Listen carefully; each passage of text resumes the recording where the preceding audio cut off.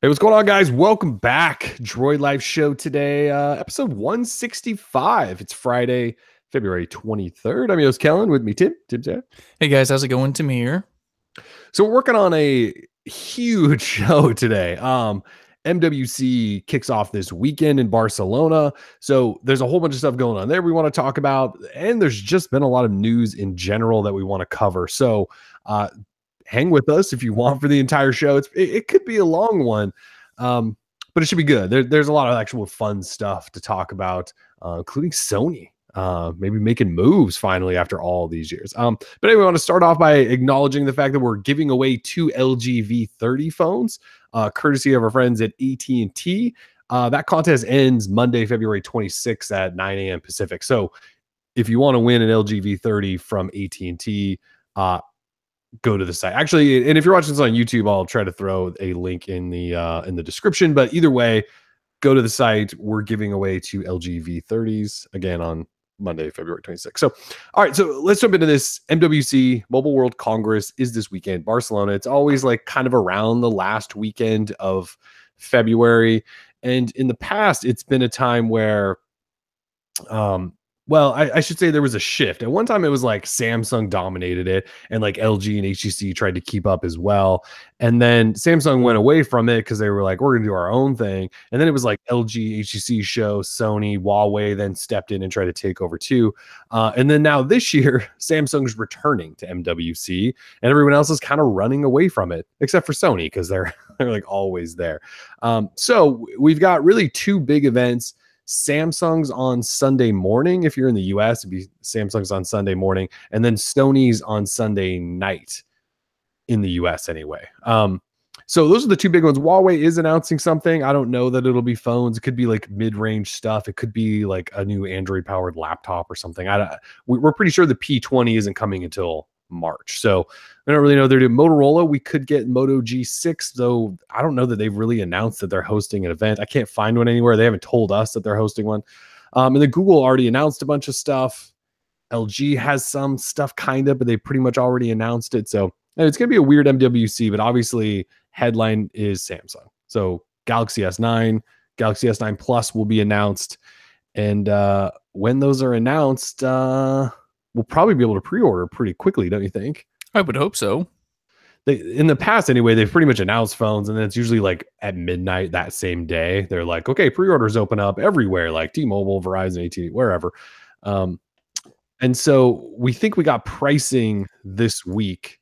EvLeaks posted up a screenshot of European pricing, and it was like almost €1,000. I think there was 840 euros and 1,000 euros, and that translates to about $1,000 US, $1,200 US. It's really expensive. But you pointed out the fact that usually never directly translates from one country to the next. Like if it's 1,000 euros for the Plus in Europe, it'll probably be $1,000 here, right? Like that's kind of typically how Samsung does these things. So that could mean 850 for the regular S9 and maybe 1,000 for the Galaxy S9 Plus. Why the big price difference? Well, dual camera in the Galaxy S Plus, more RAM. I don't know if there's more storage, but it's like more RAM, dual camera, and a bigger display, which obviously means like bigger battery and stuff like that too. But $150 seems like I don't know that we've seen that jump, have we? Like, I think even Google did one of those weird jumps. I don't know that it was 150. It was like 80 or 120. It seems super steep, but if there's one company who can get away with charging those types of prices for their devices, it's Samsung. And, iPhone sort of set the bar, or Apple set the bar really high just with pricing. I mean, we have $1,000 smartphones now. It's nothing to be shocked about. Galaxy Note 8, very expensive as well, except it has an S Pen. That's at least $250 of value right there. It doesn't exactly surprise me. I'm assuming, I guess just my hunch is that the prices will be a little bit less expensive than what we see. Of course, we aren't going to see like that straight, conversion from Euro to US. That would just be ridiculous. Samsung wouldn't sell any Right. No. So I can see it being a little bit lower. I know we talked about S8 and S8 or S9 and S9 Plus pricing the last show, and we wrote down our estimations. I don't have those on hand now, of course, but yeah, I don't remember what I said. Oh, really? I did save them somewhere, so don't worry. I do have them for when the time comes. But oh, here we go. I actually pulled it up. Galaxy S9, I had starting at $749 and then S9 Plus at $849. You said S9 $775 and $875 for the S9 Plus. Yeah, So if these numbers are what they are, we were way off. Well, we have these for looking back when we do get official pricing, maybe this weekend. So I guess we'll find out. But yeah, people aren't surprised, but they're also not pleased, right? I mean, but of course, none of this is confirmed. Like, this is not confirmed U.S. pricing. Right, we can't like obsess too much over it. No, this you can't. We don't know what they will be. No, not at all. I guess phones are getting expensive enough. I guess we should, like you said, we shouldn't really be shocked if it's like $850 and $1,000 or $850, $950. Like the S8 and S8 Plus unlocked ones, I think were $725 at $825 or something like that last year. So I mean, really, these phones have everything you want or would want. The only problem is that they suck when it comes to software updates. Yeah. So you're getting a good software experience out of the box. Maybe 6 months down the road, it starts slowing down a little bit. That Grace UI or Samsung experience, whatever they're calling it these days, TouchWiz. You're getting TouchWiz in my book. Yeah. Yeah. I mean, you're getting good cameras, awesome display, fantastic hardware design. I mean, I still think these phones are, sure, they look like last year's, but I mean, how much better can you make it, I guess? I don't know. They look pretty good to me. So I just don't know what more you can really ask for. I'm sure it's going to have like facial recognition stuff, iris scanning, and all this ridiculousness. So, plus, we're getting a fingerprint reader in the right spot, like right in the middle of the back. Actually, it seems like not that big a deal, but it is kind of a big deal. Oh, it's a massive deal. With the S8 Plus and the Note 8, we've talked about this, and I still don't know how anyone can try to stand with Samsung and the terrible placement those had. But I never used the fingerprint reader on those phones because they were that bad. Like, I had to set up any other workaround to keep my phone secure, but not force me to use their stupid. So, like, it's a big deal. Like, we'll get back to actually using fingerprint readers on Samsung phones, which I'm excited about. I like fingerprint readers. I too like fingerprint readers. I'm not big on the iris scanning, not huge on facial recognition. So I need a well placed fingerprint reader. So this is huge news for me. Yeah. So the guys at Win Future posted up, well, it seems like they found a live page, I would assume, of like a Samsung Galaxy S9, S9 Plus landing page. Either that or they got access to press materials before anyone. And they posted up a whole bunch of stuff that, I mean, I believe it confirms what we're going to get announced. Like, there's been leaks and rumors and all this stuff. These guys, I mean, like the images they post and stuff, they look exactly like what you get on a Samsung press site or at least on a landing page. And they laid it out. They said you get that 5.8-inch AMOLED on the S9, 6.2-inch on the S9 Plus. It'll run Oreo, Snapdragon 845, or the Exynos 9810 in other countries. 64 gig storage and 4 gig RAM in the S9, 64 and 6 gig RAM in the S9 Plus. Just a single 12 megapixel on the S9, but is that variable aperture that we've talked about, the f1.5 to f2.4.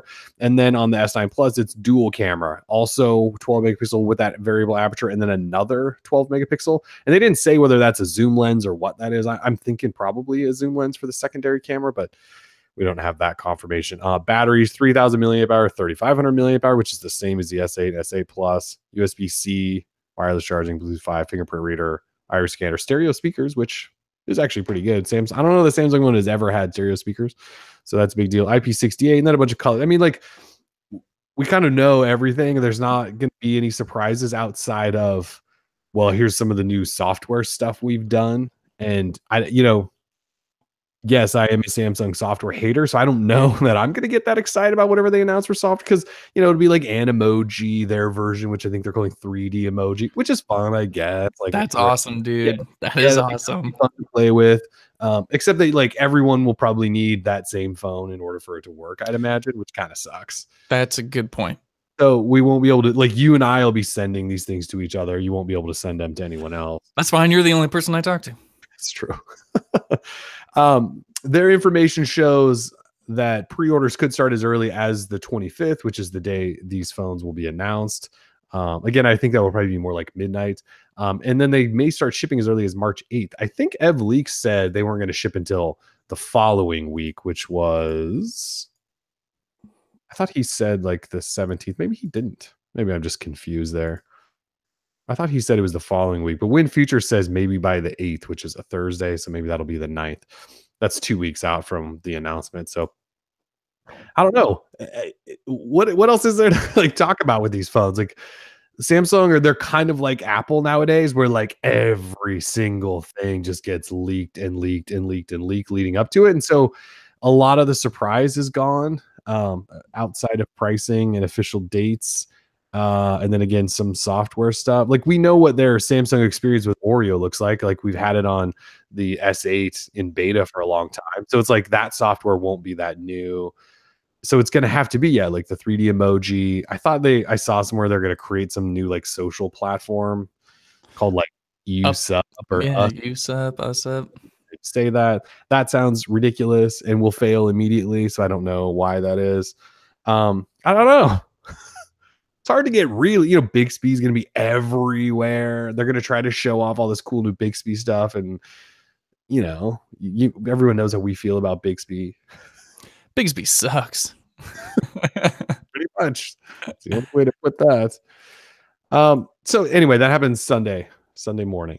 That's when that goes down. Obviously, we're in our home offices. We don't ever go to MWC. If you guys were hoping that we were going to have all the Galaxy S9 exclusive hands-on, that's just not going to happen. We don't go to MWC, and Samsung doesn't really talk to us anymore at this point. So not really much we can do there. We will obviously eventually get our hands on these phones and do everything that we do with them, but it's going to be a little while. Thankfully, we only have like 2 weeks. They announce it and then the phone's like ready, so it won't be that long. But yeah, we don't. Samsung doesn't talk to us. Why can't we get like a red S9? I've been talking about red phones for a long time, and really the only companies that have done it right was Sony with one of their compact phones. It came in red, that was super hot, and of course the Nexus 5 that also came in red for a little bit. We need red phones. Something about red for these S9s would be ridiculously hot. Black fronts, red would be great, or a see-through, kind of like what we got with HTC and the U11 Plus or whatever, because it never came here. HTC's see-through thing is one of the coolest like changes to hardware I've seen in a long time, and who knows if we'll ever see it happen again. Like that's like the end of HTC, I think. It's super smart. I mean, the nerds geek out over that stuff. They want see-through. They want to see like the little the NFC magnets and all this stuff. Oh, I think like jerry rig everything, like scrape some paint off of like a Note 8, and like the whole thing was see-through, right? And I think somebody did that years ago too. He just did it most recently, but I remember, yeah, the Galaxy Note 5. You were able just to take off the back glass and strip off whatever coating they put on there and just made it see-through, and it was awesome. Like that's what I want. So, yeah, I think they should deliver a see-through one. I'd totally buy that. Oh, dude, a lot of people would buy a see-through phone, except the display. Of course, you can't see through that. All right, so that's Samsung news. It's obviously huge news. We'll have all that coverage for you on Sunday morning.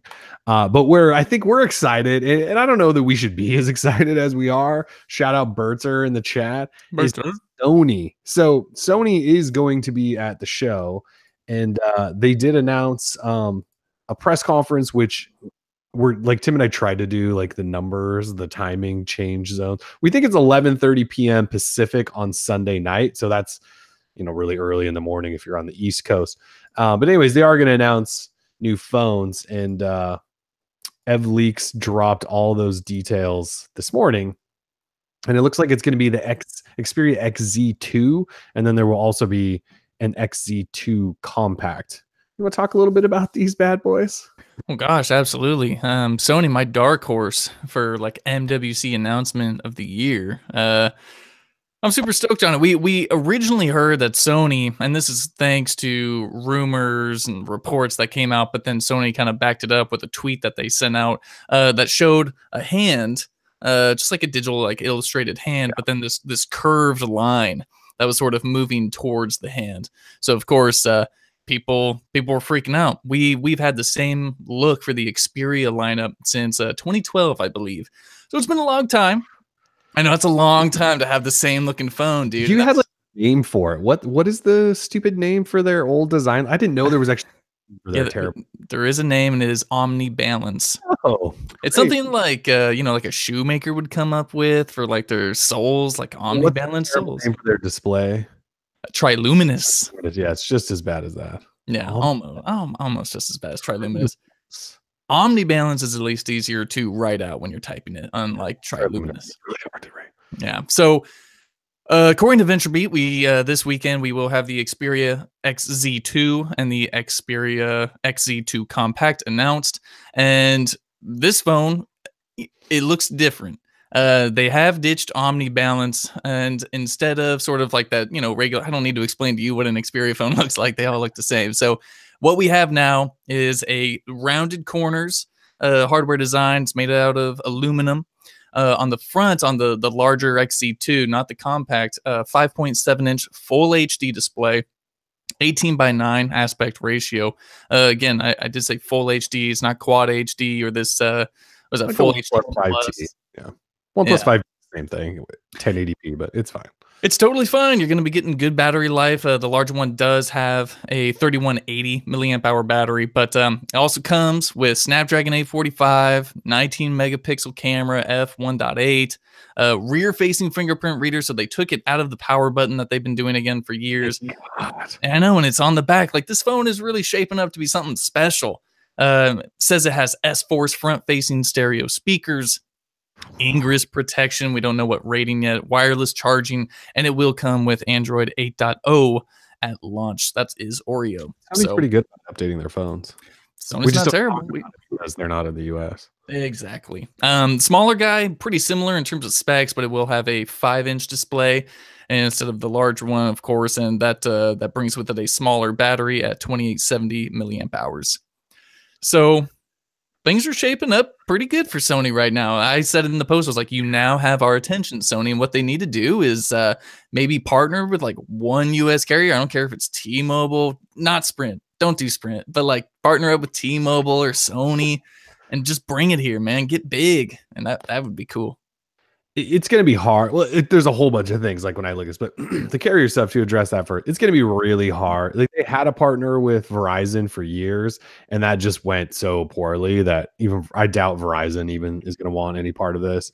You never know. It would be, I think, somebody like either AT&T or T-Mobile to possibly take this on. I almost don't see that happening. Like, I think like this will be the year where I think look, we're getting really excited about a phone we don't actually know anything about yet. I think it could be like we get excited for a year. Hopefully next year somebody gets it. I don't know. Either way, I think what would be great is if they announce this and they actually sell it in the US right away. Like, throw it on Amazon, throw it in there, or whatever they do. Typically they announce these things and then it's like 3 or 4 months, 5, 6 months down the road, they finally come to the US. The price hasn't dropped. No one's going to pay that because they're starting to get outdated, that sort of thing. It's always been really weird with them.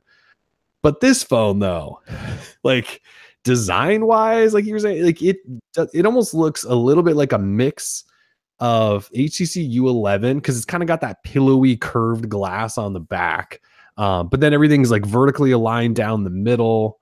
The camera sits pretty low in the back, which is kind of weird, but whatever. And then the front also kind of looks like the U11 with that sort of curved edge to the glass, except there's more display panel up front than there was on the U11. So it kind of reminds me of the HTC U11, which was a nice looking phone, except it doesn't have the fingerprint reader on the bottom. It has it on the back.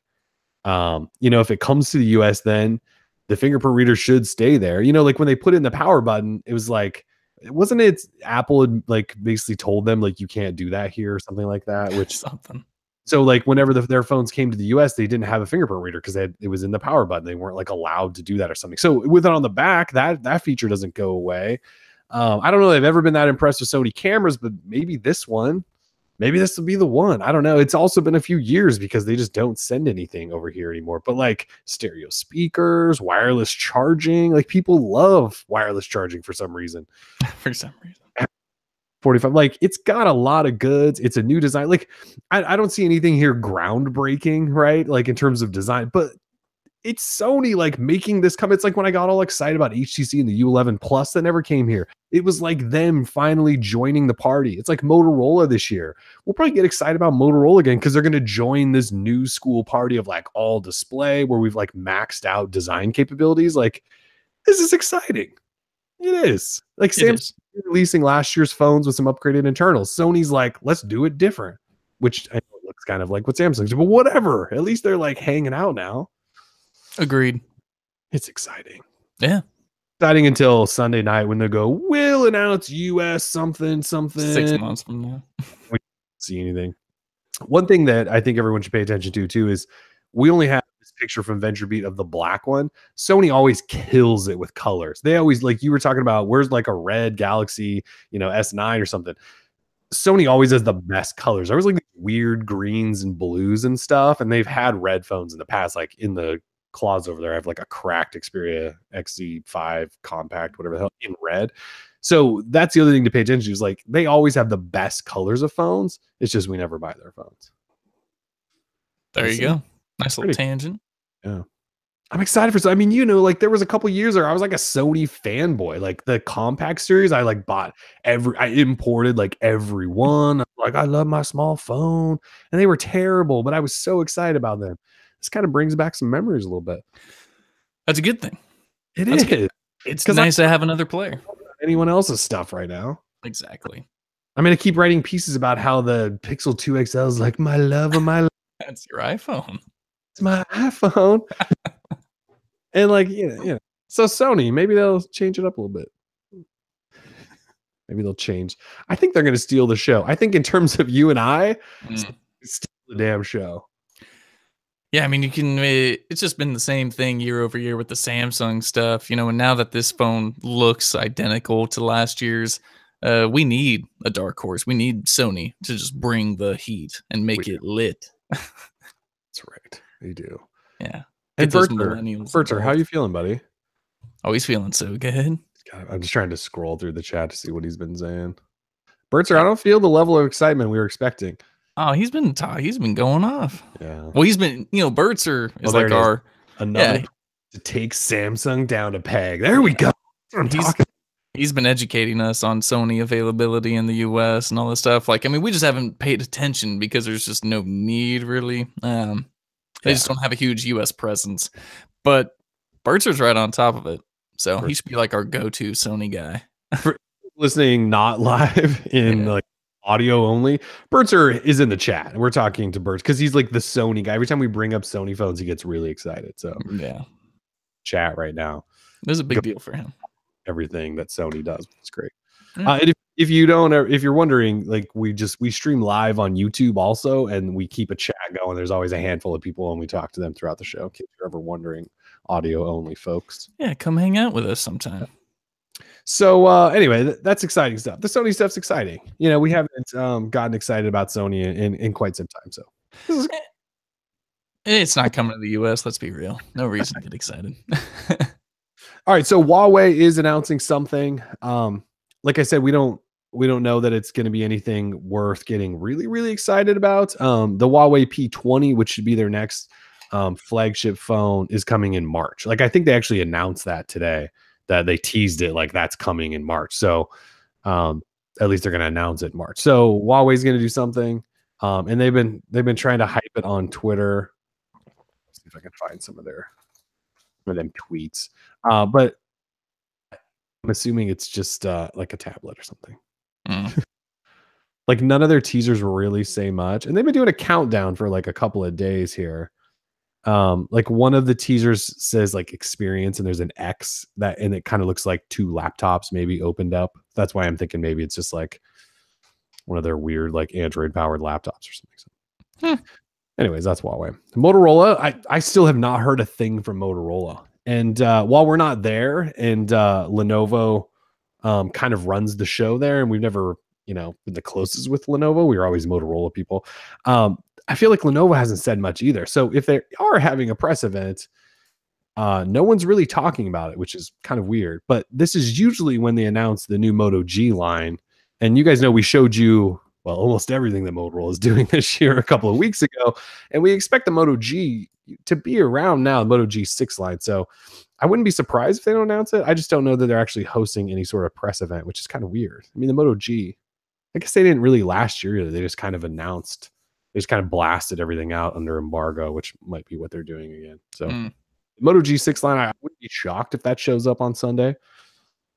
And if it does, like, cool, it looks solid too. The Moto G line is always one of the best budget lines, probably the best budget line. I would agree with that. All right, so LG, well, we already kind of know they're not due. I don't even know. I don't think they're holding a press conference. They already announced that a new version of the LG V30 is coming, and it's just going to have some extra AI camera tricks to it. Well, that's the first of a bunch of AI tricks they're apparently going to roll out.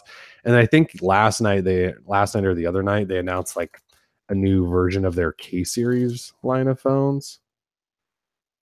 Should have that for you, but I also don't. Nope. Thought I did. Womp womp. Anyway, they did announce some stuff. And I believe that's what it was. It should be right. Yeah, the K8 and K10. So those are mid-range phones, which you guys probably don't care about. They might show up at like Cricket or something in like 8 months. So LG not doing much, but we did learn last week, and we didn't talk about this because we didn't do a show last week, but VentureBeat or EvLeaks said that their next flagship phone will arrive around June, or at least be announced. Currently codenamed Judy. We don't know what its name will be. Probably not G7, right? We think they're completely ditching that. But he ran through some specs, didn't he? Yeah, he said like 6.1 inch 18:9 display, Snapdragon 845, 4 gig RAM, 64 gig storage, dual 60 megapixel cameras, IP68 water and dust resistant, stereo speakers, which I love it that everyone's adopting stereo speakers, HDR10 imaging, wireless charging. What's a little weird though is he noted that the display type will be an MLCD plus. So we talked a lot in the last year about LG's OLED, their POLED panels, like Google's Pixel 2 XL has it, the V30 has it. What are we doing? Why are we ditching? Like, I thought Google just gave LG billions to invest in OLED production, and we're already running away from that and going with some new LCD tech. I mean, if it's good LCD tech, I'm cool with that. It just seems weird that LG was ready to like really push OLED, and now their new flagship phone maybe ditching OLED. Kind of weird. Yeah, maybe just to try and differentiate a little bit more than what OLED can provide. Maybe just because they know Samsung has the best with those AMOLED panels. So you gotta be the other guy. Make it like there's like shortage, isn't there? Almost every year of OLED panels because now Apple wants. Samsung phones all have them. It's going to be harder and harder for people like Google, HTC, if they ever use them, LG again, to use OLED panels. So you would think they would want to. It would be a pretty good investment to make, I would think, to make sure you're the other guy that has tons of OLED panels that aren't blue when you tilt them to the side. Yeah. Aiden in the chat is asking why the V30S or V30 Plus, whatever this new V30 model is going to be called, isn't going to be called the V40. And that's because it's not a new V phone. It is. They have so many leftover bodies of the V30 because they are not selling, that they're just going to tweak the software a little bit, slap a new sticker on it, and call it a day. So that's really just all there is to it. Yeah, so LG really did announce that a new V30 is coming this year. They also announced the new G6s are coming just in new colors, and there's no other changes. They just have new colors. And then new V30. Did they call it the V30 Plus or they not? They just said, oh yeah, they said the 2018 version of the LG V30 is what they referred to it as. And they're just throwing AI stuff into it. The first one is called Vision AI, and it analyzes photos and stuff like Google Lens does and like Bixby sort of does. It sounds stupid. But they say the first of their AI things they're going to introduce. So they'll do other things. Like, it also does like shopping or something like that. And then they also announced that this new V30 will have a bunch of custom Google Assistant commands, which they did have a couple on the V30 to begin with, and they've got some new ones coming. And Google actually announced today, which we're going to talk about in just a second, that they're going to let a whole bunch of other companies do that too. Like if Samsung wants to have, they won't because they have Bixby, but if Sony wants to have or HTC wants to have custom commands within Google Assistant, they'll be able to build those out. So yeah, that the V30, it's not going to be any different. It's just got new colors and new software. Again, as Aiden points out, wait, so it's primarily software updates? With Google phones, you don't have to buy a new phone to get new software. Exactly. This is why this phone does not matter. But that's going to be the thing, though. Is LG going to, whatever this new AI stuff is, are they going to bring it to the old V30? I mean, shouldn't they better give it to the old V30? If there's no change in specs, I would hope that they would do that. Otherwise, I would be really pissed. That's like a good way to piss everyone because the V fan, like the V series fans, they're like loyal fans. Remember those old V series phones that I used to make fun of and like people got really mad at me? Like you Stuffing don't things. the stuff things. You don't mess with those people. So LG better deliver that stuff. Yeah, good way to get another class action lawsuit on your hands. Seriously. All right. So in terms of that stuff, I was just talking about the Google Assistant. So Google announced today. Well, they announced a bunch of stuff today. This is all supposed to be MWC announcements, but they announced it today. Thank you, Google, for doing it on Friday, not the weekend when everyone else will. So in terms of assistant stuff, they announced, well, that they're going to allow mobile OEMs and carriers 2 new programs, one called Assistant Mobile OEM and one called Assistant Carrier, where they're going to allow OEMs to build out custom commands and stuff like that to interact with your phone, just like LG is doing. And then with carriers like say Sprint or somebody like that, you could say like, you could do like the Google command, pull up Assistant and say like, what's my data usage for the month? And it could pull that up within Google Assistant, something like that, which is kind of cool. I like that they're doing those integrations. And these are things like that are kind of done like hopefully background-ish where they won't affect like software updates. Because if Google's going to let people start customizing this stuff, I hope that doesn't mean hold up in terms of software updates, which we're also going to talk about later that everyone is awful at. They're getting worse at, I should say, because they've been awful for a long time. Anyway, so you'll have more custom commands and stuff depending on your phone and carrier in the future.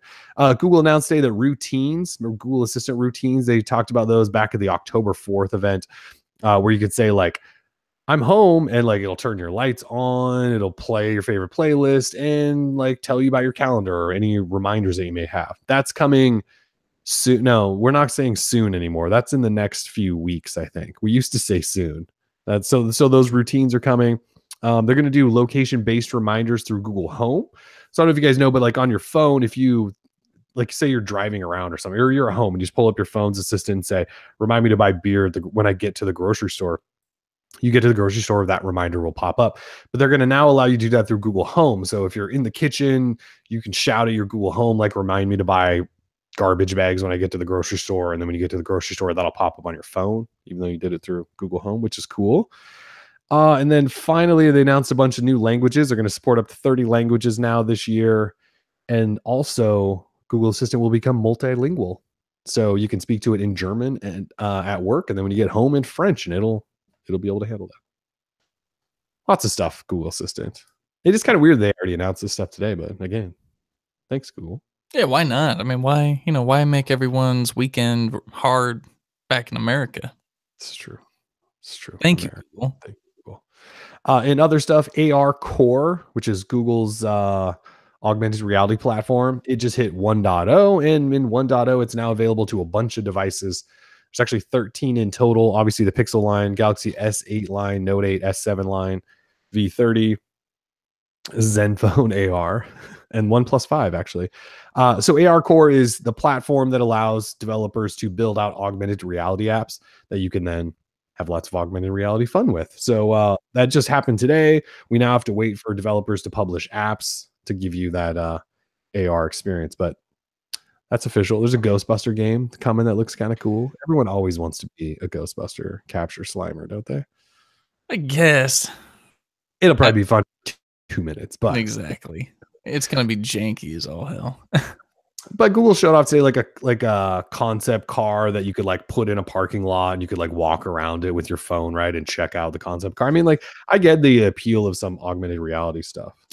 Oh, so I could take a picture like with a car that's not actually there and like post it on Instagram and be like, "Yo, thug life, like check me out. I'm like rich." But no, like, so you don't need to like AR chains and oh man, it's a pretty good app idea. I like it. It's pretty good. Yeah. They also announced that Google Lens is coming to everyone. So Google Lens has been in a preview program. Well, it's still in a preview program, but it's only been really available, I believe, to the Pixel line. And Google Lens you can access through. Why is like every time I say Google now, it like fires up all my home units and stuff. Like I didn't say hey or okay. I just said something and then Google. That's not good. Anyways, Google Lens. In Google Photos, you pull up a photo, hit the little lens button. It'll let you translate text type stuff. You can highlight text and search for it. It's sort of like, what was that thing called? Google Google Now on Demand. What the hell was that thing called that we had for a while? Now, I mean, now it's basically just Google Assistant, right? And it looks at your screen. What was that? What the hell was that called? Was it Google Now on Demand? No. I know what you're talking about. What was that called? Wasn't it just called Now on Demand? Maybe.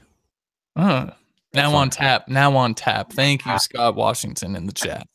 Remember Now on Tap? Yeah. So it's like that where it scans your screen and then will tell you stuff about it. But it's basically just Google Assistant mixed with Google Lens. Anyway, that is coming soon to everyone, like over the next coming weeks. So if you have Google Photos, you will have Lens in there pretty soon. And what else? Oh, then they also announced that Lens within the camera will show up to some flagship devices soon. They wouldn't tell us who those are. I'd imagine Galaxy S9, V30. Yes. LG is usually pretty good at working with Google to adopt those new features. So I think that's it for Google. I mean, it was like all of that rolled out this morning. That's a lot. Oh, and they're also going to announce Android Go phones for the first time this weekend. Android Go are like the phones that run anywhere between 512 megabytes of RAM, 1 gigabyte. So those really, really low end cheap phones, they're going to run the special version of Android Oreo that's lighter with special Go apps that are lighter, take up less space and all that stuff. So they're going to announce those this weekend. So that's a big deal too. I need to fire up the old OG Droid and flash this Android Go. It's got 512 MB. I don't think it would run. I don't think that OMAP processor is really going to be supported anymore. Hey man, you never know. I just got to find some kooky developer over on XDA who will do it for me for $5. Probably would too. Yeah. So that's the big stuff that we're expecting MWC. Some of it's already been announced. Some of it's just recently leaked. Feels a little quiet for an MWC. I feel like because Samsung's coming back, everyone else was kind of like, yeah, we don't want to battle there. But also feels like the industry's shifting a little bit. Like Samsung's still doing really, really well. Obviously, Apple is. Google's now trying to do well. LG can't. And everyone else is dying. Yeah, I mean, LG can't seem to figure out what to do. Huawei's doing good, but they wanted to do better by coming to the US, and the US basically just blocked them completely. We did actually talk about this because we haven't had a show since this drop, but like all the heads of the US government's like intelligence agencies all said like on the record, like, yeah, we don't trust Huawei and ZTE. Like this was kind of like behind the scenes stuff floating around for a long time. No, they actually said it in a hearing, like, don't buy Huawei and ZTE's products, which is, I mean, I don't know if I trust Huawei and ZTE's stuff or not. I don't know they've ever given us a reason not to, and they're all over the rest of the world. Like their products are everywhere else outside of the US, and the US is like, no, China, we don't buy any of your stuff, which I don't really know how I feel about that. Like the rest of the world seems okay with their stuff. The US government does not like Huawei.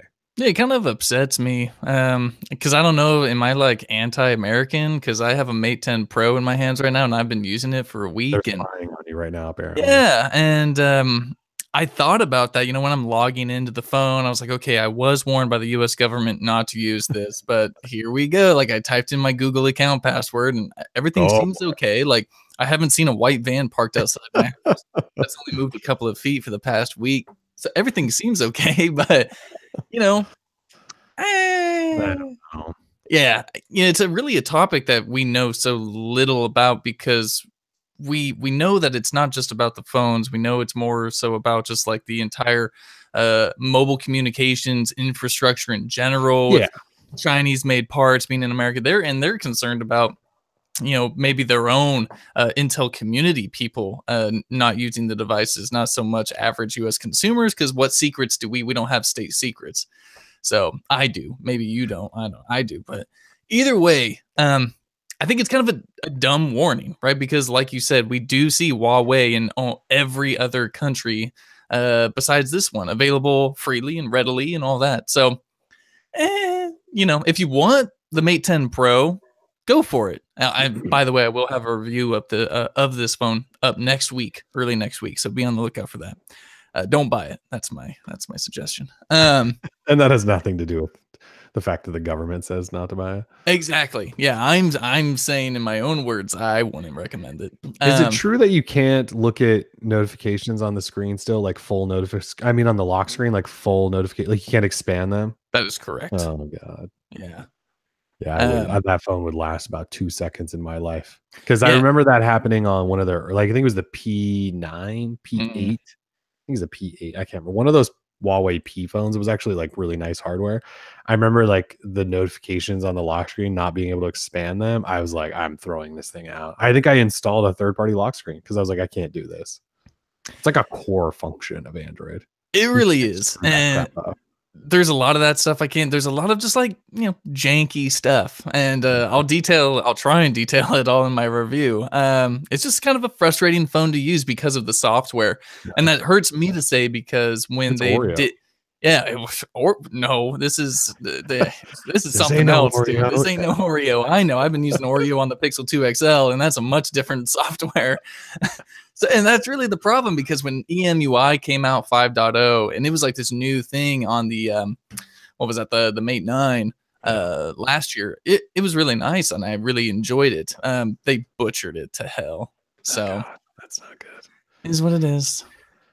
Uh, I'll get more into that later. But back to the we were talking about we're just Huawei, talking about right? Huawei, yeah. Okay. So they released a statement though, and they said Huawei is aware of a range of U.S. government activities seemingly aimed at inhibiting Huawei's business in the U.S. market. Huawei is trusted by governments and customers in 170 countries worldwide and poses no greater cybersecurity risk than any ICT vendor, sharing as we do common global supply chains and production capabilities. So I don't know. They seem to be in a lot of other places. They're the number 3 smartphone seller shipper in the world at this point. They may be even past Apple. They might be number 2. I don't know. Yeah, they're not coming here anytime soon. They make a ton. They make a ton of phones. They make and sell a ton of phones, just not in the U.S. And the U.S. just doesn't seem like they're gonna let them come here. Yeah, Brad Harris in the chat says, "Dang, Mate 10 Pro available today at Best Buy. Too bad Tim and the FBI say don't buy." Yeah, I mean, that's something me and the intelligence community agrees on. You probably shouldn't buy this phone. It's That's kind of too fun. bad, really. I kind of wanted to play with that phone. Like it looks like it's got a nice size. It's designed really well, but if the Oh software is yeah, that, I'm not even gonna bother. the hardware's sweet. The Huawei was kind enough. I don't know if they're doing this on every device that they ship out, but there's like a screen protector that's on there that I totally hate. But it's not. A lot of people like to put screen I think they've protectors been on. leaving those on their phones for a while, haven't they? I They think they've been have. shipping those in. I'm just not a fan of that. Oh God, I rip those things off I immediately. know. But because of course it's a review and I'm sending it back, I'll just keep it on for them. But the hardware is great. We played with it a little bit at CES, and finally after like a month of waiting, we got one in house, and it's good hardware. It's just what I expect from Huawei. Huawei's gotten really good in the hardware department, but yeah, that software, it's pretty bad. So All right. stick to the Pixel. All right, HTC news. HTC, they are we ready to say like HTC's done in the US? Like have they exited the US, do you think?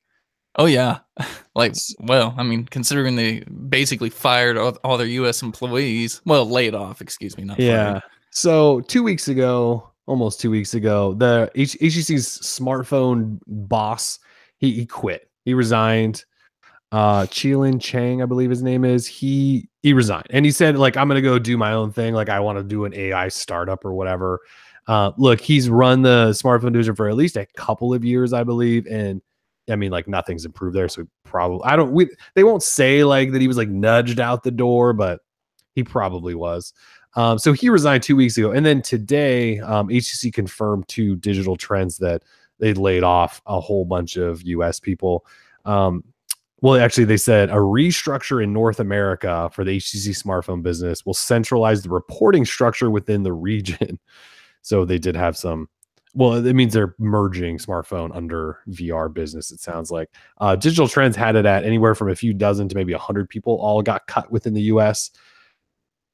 It's basically HTC Global is all that's left. So if you were an employee that fell under the HTC Global section of the company, you're fine. If you were HTC USA, you're apparently no longer around. So yeah, it just, like the HTC U11 Plus launched and they didn't do that here. We threw a big fit about it.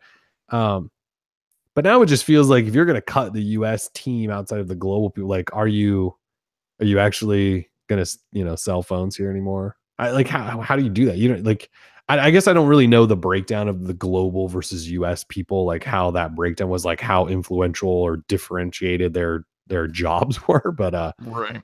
it kind of seems like agencies probably like, yeah, we don't do this anymore in the US. It's not going very well for them, right? I mean, Like they did just launch that U11 Life phone on T-Mobile, but I think that might be the what? like their Just yeah, kidding. exactly. I think that might be their only is that their only carrier partner at this point? Like the U11, I don't think was sold by any carriers, was it? Nope. Not that I Um, know of. I know Sprint had a phone not that long ago, like the Bolt or whatever, like that Oh thing. yeah, the Bolt. Gone. The So I what? don't know that they really have carrier partners. And HTC. you can't really sell a lot of phones in the US without a carrier partner. Like Huawei's sold Honor and Huawei phones unlocked for a handful of years now in the US. And they probably sell some because they're usually pretty affordable, but their whole goal was to get on a carrier. They're like, look, we have to get on a carrier to be taken seriously in the US. And if HTC, who just keeps losing money on top of money, if they're not on US carriers, they don't stand a chance either. No, they It's too don't. bad that that's the way the US smartphone market works, but it is. It truly is. So anyway, that news dropped today though that a bunch of their US people are gone. So it sucks. What's sad news? I know, as we all know, Kellen was most excited for HTC in 2018, and I will never let him live that down for writing up that piece. I mean, I It's saw pretty funny actually. yeah, it's I'm hysterical. still excited for what they were gonna do. Like if they Sure. have another, I don't even know if they have another phone plan. This, I think EvLeaks has probably said like there's a U12 coming. It'll probably look sweet, but at this point, like I know. I mean, like all these things keep happening now. Like I mean, like that piece aged so poorly. Like my excitement went Quick. from like this is gonna be awesome to like Jesus, you guys, you're just killing me over here, HTC. It's pretty bad. Yeah.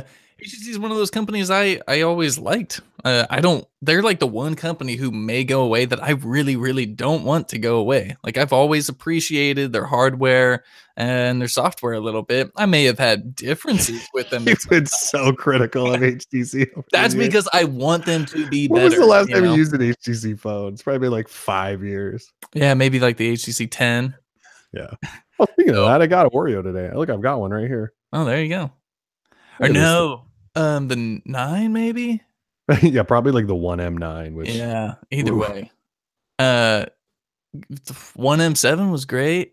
That was the sexiest Android phone ever, according to every tech blog in the world. So HTC is just one of those companies. I don't want them to go away, but they are. I feel like the writing is on the wall, at least in terms of America and U.S. market. Yeah. You know, because if they can't get on a carrier, if they can't make it hit, and that is what it this is. seems more real than ever, don't you Oh, think? yeah. This one, like Oh, we've talked about the death of HTC for probably like 4 years now because they can't seem to get anything going.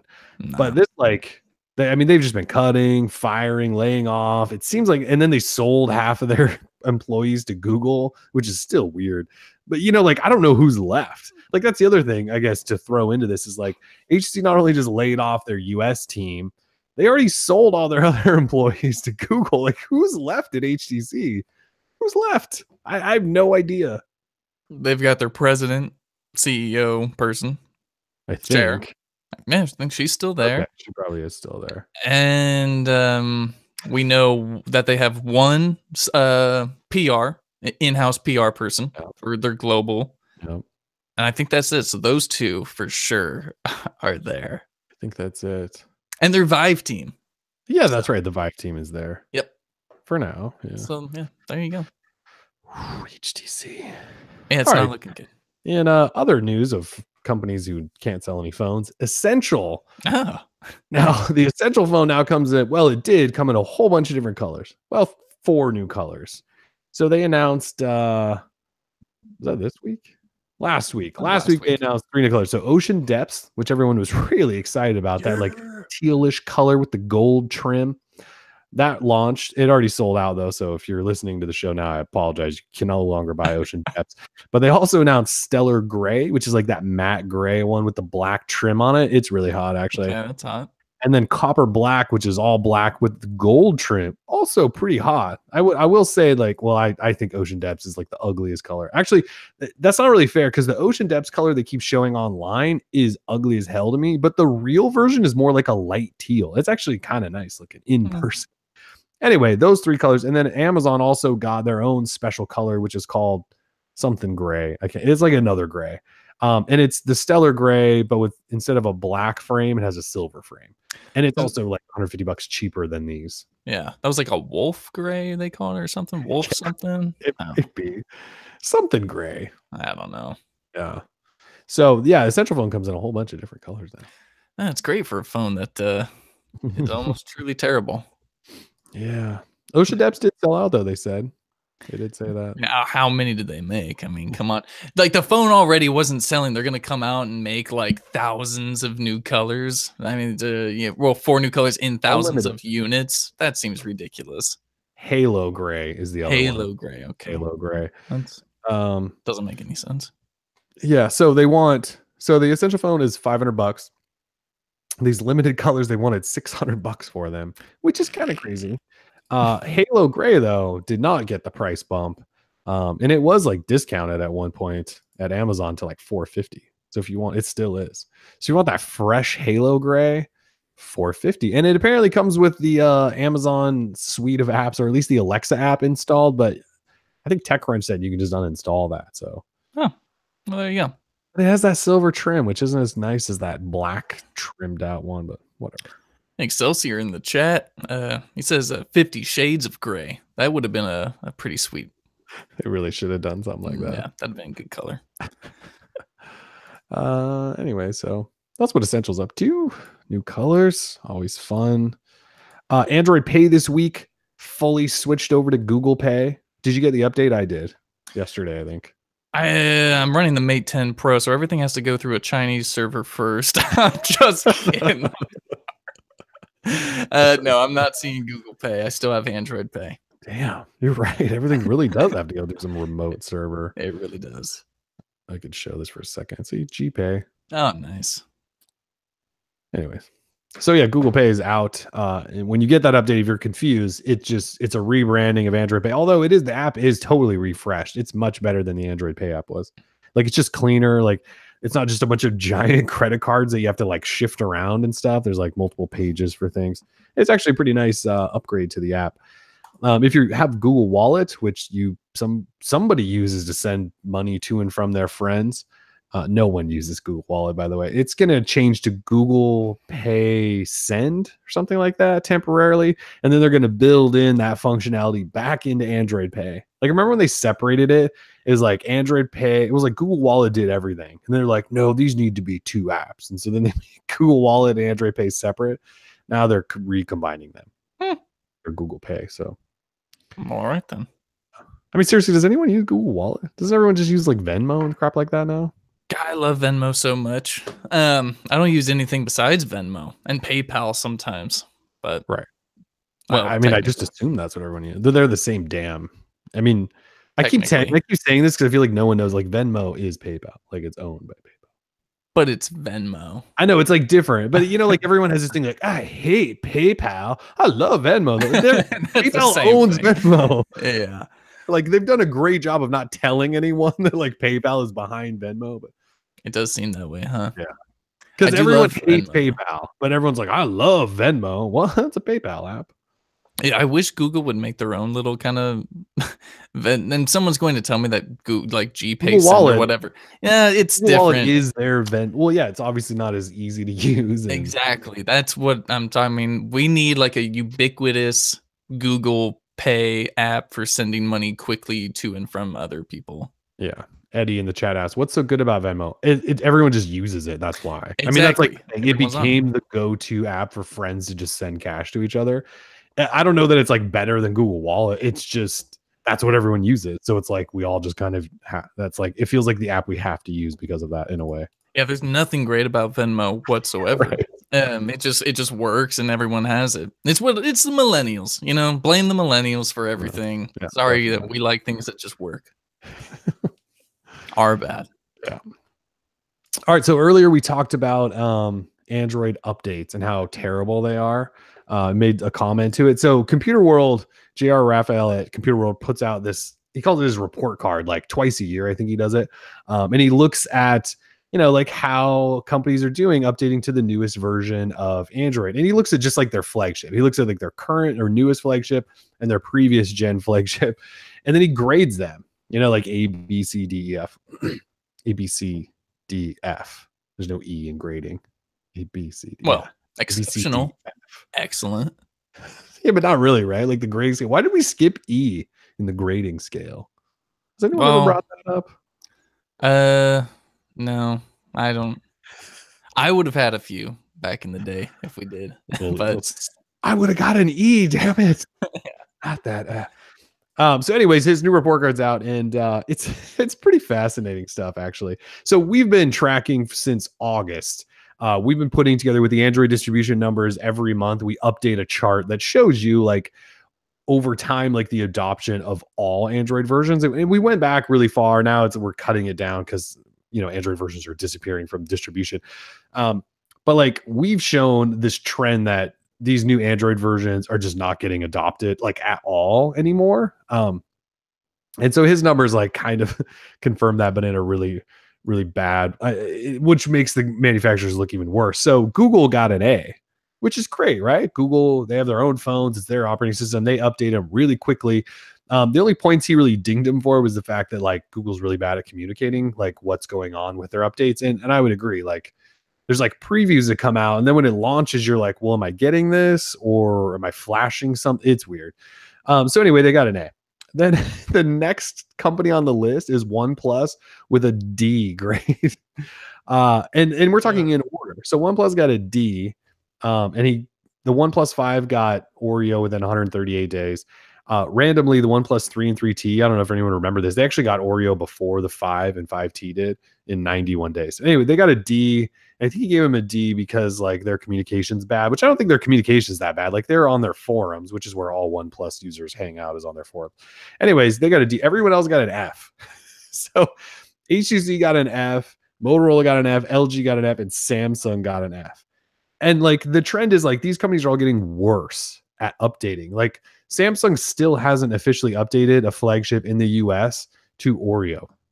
I know it started kind of rolling out in Germany or something, but we're talking like in the US, no Samsung phone currently runs a stable version of Oreo. It's February. Like this came out in August. And not only did it come out in August, there was like 3 or 4 dev builds and betas like from March. So we're almost at the year mark that Android Oreo first debuted as a preview, and Samsung doesn't have it on a phone yet. Like that's terrible. So anyway, S8 Note 8 don't have it. Obviously the S7 doesn't have it. LG hasn't shipped it on the G6, although the V30 there was a beta I think in Korea, but they haven't shipped stable Oreo. Motorola did get it on the Verizon Z2 Force, and today I think you wrote up that the AT&T Z2 Force got it, but like last year's Moto Z, no. HTC U11 got it pretty quickly. The HTC 10 finally got it like today. Like HTC's been saying Oreo's been coming on the 10, and no one got it until today, which is why I have it right here. But yeah, I will say in the footnotes of that post that we referenced in our article, Sony did get, if they were going to be part of the whole write-up that Computer World did, they would have gotten a C grade. Yeah. So he covers US flagships as well. Yes, of course. Yeah, we have some people in the chat curious about Sony and Nokia. But yeah, so Sony would have had a C. They don't provide a letter grade for Nokia, although I guess they're pretty not that terrible. So. Yeah, so they're pretty quick, and Sony's actually pretty good about updating phones, which is again why, like, if Sony makes cool phones again and they brought them here, it would be fun to talk about them because they actually do update and they run beta programs and stuff. But for the big manufacturers that we know in the US that have a name in the US, they all suck and they're getting worse. That's not good. That's not good at all. I mean, thankfully, Google's making great hardware. Like, again, I wrote up the piece where I talked about, Pixel 2 is my favorite phone. And then we also did a piece this week that said, like, which phone should you buy this week or right now? And we're like, Pixel 2 XL. Like, it's the phone. And a lot of that has to do with software. But Google's also got great cameras and I like the design, all that stuff now. But if you care about software, like, you kind of have one option at this point, and it's Google's phones. So it's an interesting point. It's too bad, really. I don't know how Sad. you fix it. I mean, so I wrote an article this week about Android One phones and kind of reminisced on the old Google Play Edition platform, um, and how like the whole goal of Google Play Edition was like we all wanted like Samsung's phones and HTC's phones because Google made crappy phones at the time, but we wanted stock Android, and we like got that with those, right? Like we wanted Samsung's cameras or whatever, we wanted boom sound, whatever it was. And so we got that with Google Play Edition, and like then that died, and Android One's here, and it used to be like a budget thing, but now Android Go is going to be the new budget version. And so Android One, we're starting to see it branch out with like the Moto X4 is not a budget phone by any means, right? And like that runs like stock Android. And it's supposed to get quick updates and all of that stuff. So like Android One is kind of shifting and into this like platform where I really think Google is going to use Android. Yeah, there goes my Google Home again. And all I said was, I think Google. Weird. What I think Google is going to do though is start partnering with companies, potentially like HTC who's dying and LG who's struggling.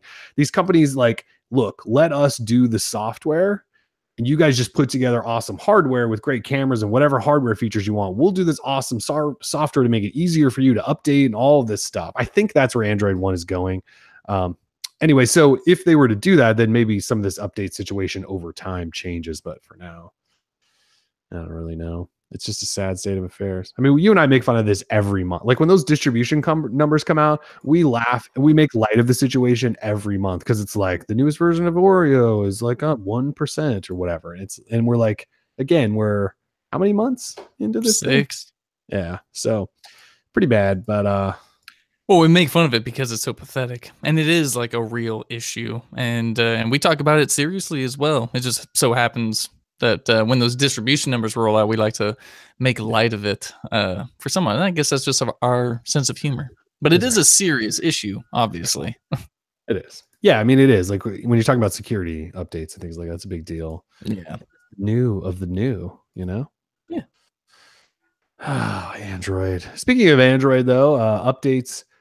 There was a Google issue tracker thread issue created back in last November. And somebody suggested to Google, why don't you make an official dark mode that we can change to, which people have been asking for forever. And Google was like testing one actually as far back as Marshmallow. Like, remember, there was like a preview of Marshmallow. You could turn dark light theme on and off. Anyway, so a Googler responded to this person in last November and said, hey, we'll look into this. It's like, what do you mean you've been looking into this for like 3 years? Anyways, this week, I think yesterday, they actually responded again to that thread again and said like, issue fixed. We are going to implement this into a future version of Android. So we're actually going to get a dark mode in official Android build. We don't know if it's P, probably, but they're going to actually put a little toggle. Taking a play right out of OnePlus's playbook. Yeah, OnePlus has it, and they've implemented it pretty well. Yeah, no, it's not bad at all. I'm happy about this because I'm all about the dark modes. Yes. If I'm scrolling through settings, I don't want to be blinded by white or sort of this light gray UI. Not a fan. No. So dark mode everything. Twitter, freaking everything. Yeah, keyboard, all of it. Speaking of keyboards, Swype. Swype, folks, Swype the keyboard that was one of the first apps that we covered like heavily because you could side load it and there was different colors and themes. Remember when Swype, like there was that dude, I think it was at XDA, and he just kept making different colors of Swype, and it was like, but you had to side load each individual one. And it was like the coolest thing ever. And then Swype got mad. They were like, don't do that. You can't do that with our product. And they tried to like ban him and all this stuff and tried to break it.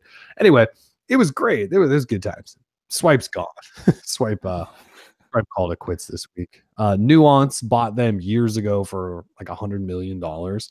And they're dead now. They called it quits. The weird thing is like they called it quits on the iOS version of Swype at the beginning of the month. But like on that same day, they announced that like a new big update was coming to Android. Then I don't think that version of Android ever like actually shipped out. Oh, dang.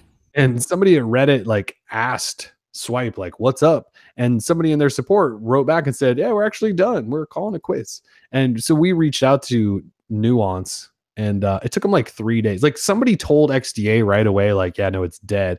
And Nuance and I, like, they sent me like 3 emails, like, we're really working on this. It was the weirdest thing ever. And they finally did issue a statement. It's like lengthy 2-paragraph thing that basically confirms they called it quits. It's kind of sad. I mean, it really was like one of the first apps we talked about. They were the first swipey one. Now everyone does that and everyone copied them. But why is it they couldn't like patent, copyright, trademark, whatever they could, that swiping thing, and just make, I guess the originators did sell the thing for $100 million. Yeah, sounds like they did all right.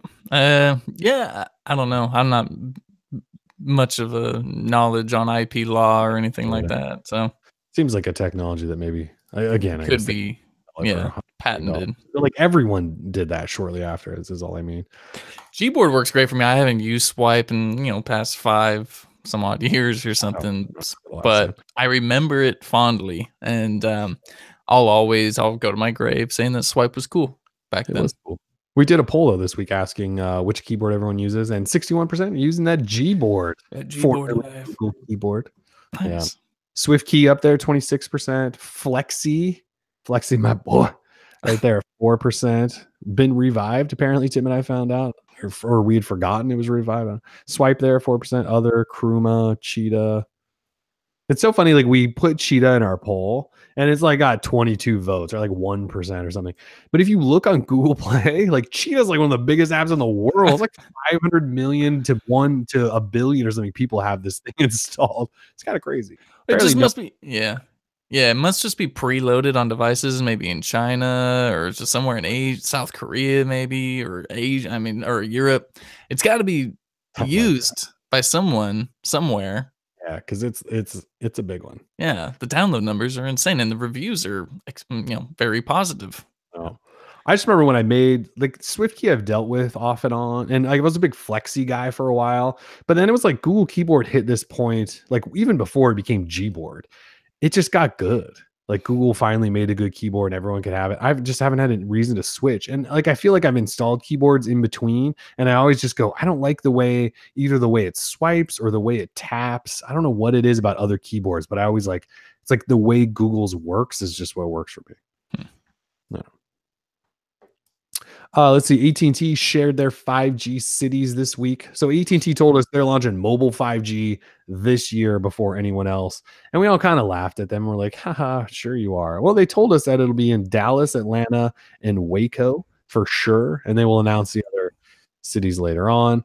The thing about that is like, we know a 5G phone is not coming this year. Like Qualcomm, who controls all of that, said like, no, it'll be next year. Probably like late 2019 we'll get 5G phones. But AT&T will launch mobile 5G and talk about how awesome they are. And then they'll probably launch like a hotspot little box or something. And you'll be able to, but think about that though. Like if they launch real 5G that's like as fast as real 5G will be, I'd buy one of those hotspots. Like if Portland was on here and AT&T was like, we're bringing 5G, we'll say I would totally do it, and they'll probably ditch Comcast because 5G, we're talking like multi-gigabit potential.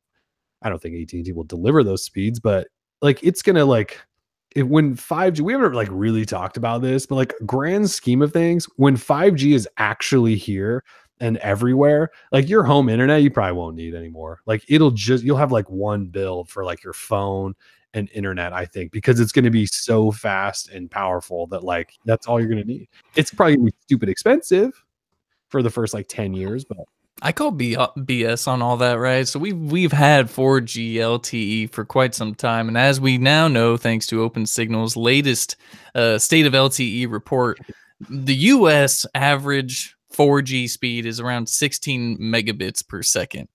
Holy moly, that is terrible. The highest in the world is like 44 megabits per second. That's like South Korea, Norway. I mean, these people with infrastructures that are obviously just better. They don't have as much area to cover. And plus, when you have a dense populations only in like kind of one or a few metro areas instead of the US, it's all very spread out, a lot of big cities.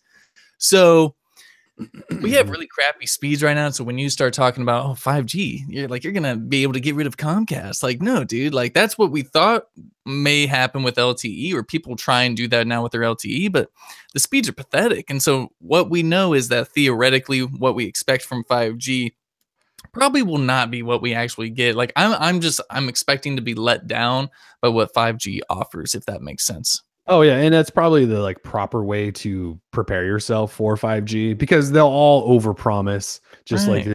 the LTE. LTE is one of like the biggest scam things ever, which is like another topic I'm probably going to dive into in a second. But like theoretically is how I should say. 5G theoretically should be all you need. Like it is Yes. such a leap over LTE that like it really should like you should have probably you'll have obviously a connection, but like Verizon's fixed 5G, like assuming they someday get that to actually be the actual 5G standard, that could be like all you need. Like it'll just control, like it should be so powerful. But like you just said, LTE was kind of supposed to get us there.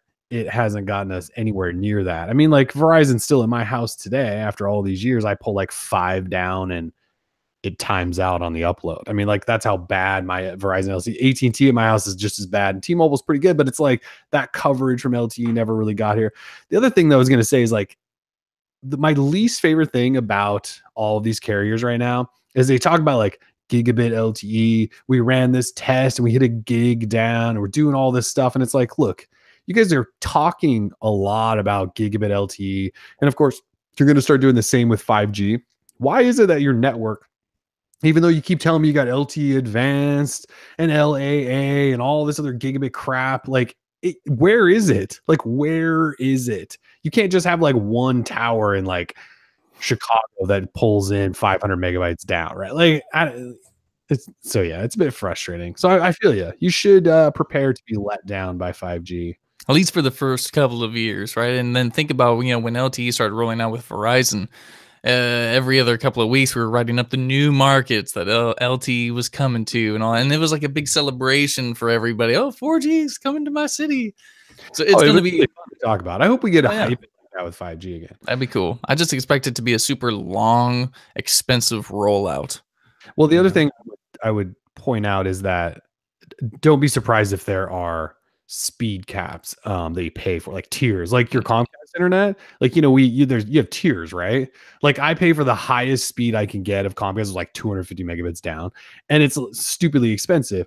I I will not be shocked for a second when 5G rolls out and they're like, look, you can have gigabit speeds on your phone, but which tier do you want? The 25 down, the 50 down, the 500? Like that's what they're going to do, I think. Like instead of it being, so they'll do like a terabyte limit like Comcast does for your home internet, but like terabyte total, like like a data cap. But then speeds, I bet they'll tier it. I bet it'll be just like home internet because it'll be fast enough. They can do that. It's gonna suck. It's gonna be really expensive, I think. Like 10 years from now, that's what we're looking at. Yeah, like I don't think 5G is going to be priced like 4G LTE. I don't know for sure. Like I haven't heard anything. My guess, like my gut tells me that you won't just like buy a 10 gigabyte package. You're going to buy a speed. That's what I think they're going to do. Makes sense. Which, as long as it's not stupid expensive is fine, but that's my guess anyway. And instead of like Comcast, how they like cap everything at 1 terabyte, it'll be more like 100 gigabytes. Like you'll pay for like 500 megabyte connection, but you'll only be able to use like 100 gig in a month or something like that. Probably gonna suck. Thanks a lot, FCC. Yeah. All right, let's see. Oh, and big news that we didn't talk about because we didn't have a show last week. YouTube TV, our favorite thing ever, picked up all the Turner networks. So TNT, TBS, CNN, Cartoon Network, True TV, Adult Swim. It's got a lot of good stuff now. And the price, if you already subscribed, is still only $35. However, if you don't sign up before March 13th, the price will go up to $40 per month. But if you're already subscribed, YouTube says like, no, you're good. You got in early. You keep that price. If anyone's not on YouTube TV already, do get on that right now. Like it's getting good. And now with all the Olympic coverage. Yep, all the Olympic coverage with the Turner stuff now, TNT. Oh man, like I mean, there's any movie you think of, like you want to watch, like it's on there. Like it's so this is a very personal thing for me. So recently, Netflix removed Family Guy off of Netflix, and this is a problem because every night I would go to bed watching Family Guy. I've been doing it for the past 5 years or something like that. I go to bed watching Family. Even when Kellen and I travel, we go to hotels and stuff. I have to go to bed watching Family Guy. He just does actually do that, yeah. Yeah, and he just has to deal with it. So they removed it a couple of days ago, and for some reason I didn't even think of this, but I've got YouTube TV, and they've got a lot of episodes on demand. It's not going to be season 1 through whatever with all hundreds of episodes, but there's a solid amount of Family Guy on there. So I've just been using that. So really, YouTube TV has come in so clutch. I was like, oh no, do I have to get Hulu for my Family Guy? I was like, oh wait, no, I got YouTube TV, and I absolutely love the service. I think that, I mean, the UI is great. I use it, of course, on Android TV as well as my phone here and there. But like, the service is awesome. I haven't had to deal with the customer support yet, so that's a plus. And the UI is good. Like, the app is good. Unlike PlayStation View, I hated the app experience, the UI experience. Like, it's just a really well thought out experience and TV service. And it seems to only be getting better, right, with new channels.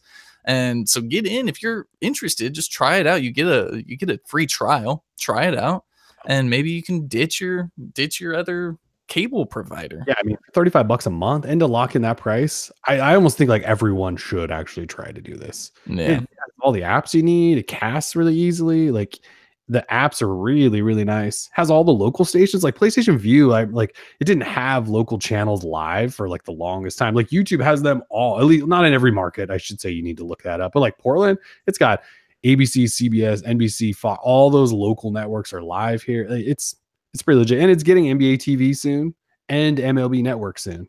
Like, those will just be included. And then they're also going to add like NBA League Pass if you want to subscribe, and MLB's whatever their League Pass thing is. MLB, yeah.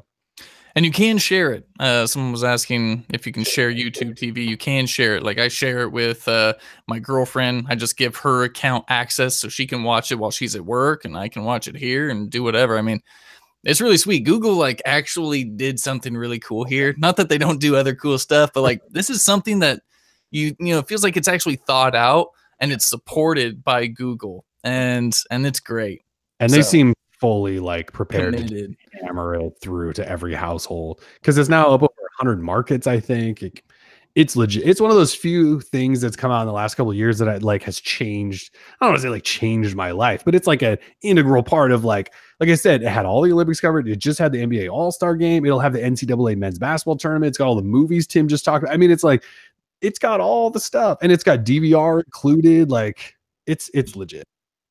Yeah, as people keep mentioning in our chat, still does not have Viacom, no MTV, other channels like that, and that of course is a big deal. Or TV or travel or right. Food. So it is missing a few things, but since the Turner Broadcast Network channels came, I mean that's a good sign that maybe some more stuff will come. But with that, you can expect more pricing increases, right? I mean, Google has to pay for that stuff somehow. So I'm already paying $35. I would gladly pay 40, 45 tops, to have all access to all those channels too. That way I don't need a subscription, for Hulu, because someone in my house does need to watch MTV and all of the stuff that kills her brain cells.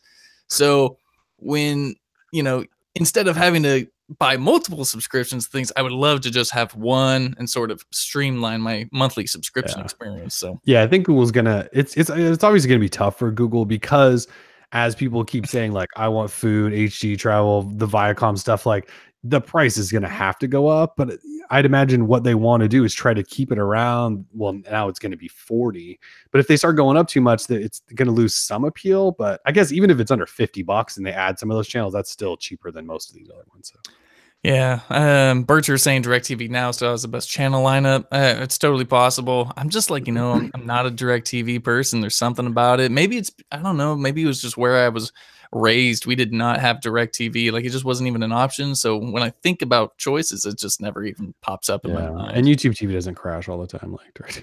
Yeah, I don't know. DirecTV Now is probably stable.